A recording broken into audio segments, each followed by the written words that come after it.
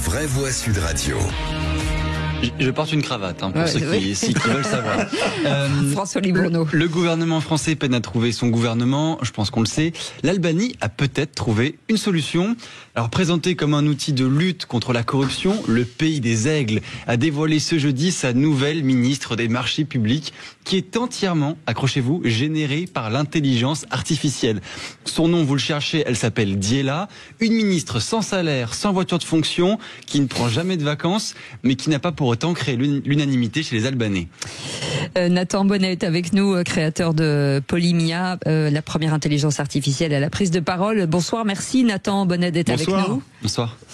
Bonsoir Philippe. Alors, je me tourne vers Philippe Bilger et vers Luc Gras. C'est quand même assez hallucinant de créer un ministre virtuel pour éviter la corruption, puisque je rappelle quand même que l'Albanie est souvent parmi les pays les plus corrompus. Et comme l'Albanie vise une adhésion à l'Union européenne en 2030, j'imagine que ça va dans ce sens-là. Est-ce que vous permettez, ma chère Cécile, que je pose une question? Nathan, oui. Est-ce que, à votre avis, monsieur, dans la mesure l'intelligence artificielle n'est pas indépendante de l'activité humaine, est-ce que ça veut dire que en Albanie, il y aura forcément quelqu'un qui nourrira cette intelligence artificielle par de la substance politique, ou c'est inconcevable que ça se passe comme ça?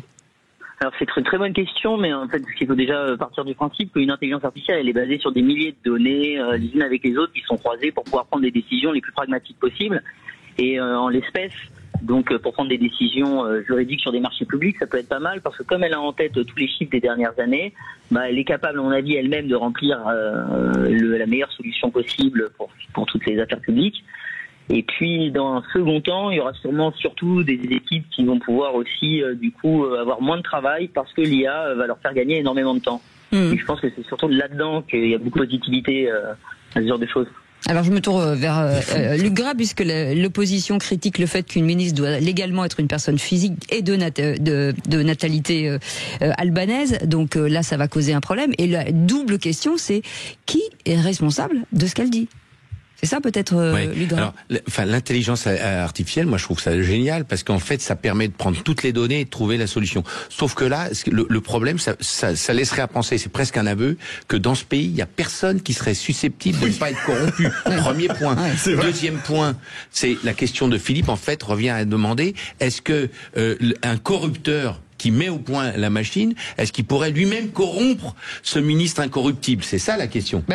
Donc c'est un vrai problème. Moi je trouve que ce qui est symboliquement amusant là-dessus, vous vous rendez compte, l'humain en est au point de finalement essayer d'inventer quelque chose d'autre que lui-même, comme s'il y avait une sorte de péché originel, que l'humain était forcément à vocation de corruption. Et ça, c'est quand même assez dramatique, parce que je crois que un État peut être gouverné par des gens probes, humains et responsables. C'est de plus en plus difficile à trouver. Nathan Bonnet qui voulait réagir.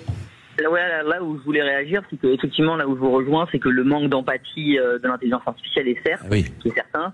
Donc elle va pas pouvoir prendre des décisions pour des cas qui seraient très spécifiques. Donc elle pourrait être injuste de temps en temps. Ceci dit, pour des marchés publics, c'est pas le plus gênant. Allez. Exactement. Ce qu'on recherche là-dedans, c'est, à mon avis, ce que l'Albanie recherche, c'est d'avoir des comptes les plus propres possibles et les plus justes possibles. Et pour atteindre toute cette justesse, franchement, je pense que l'intelligence artificielle est une bonne solution, parce qu'au moins, elle, comme vous le disiez dans l'introduction, elle ne prend pas de billets et de mallettes. Elle ne pourra jamais être renversée.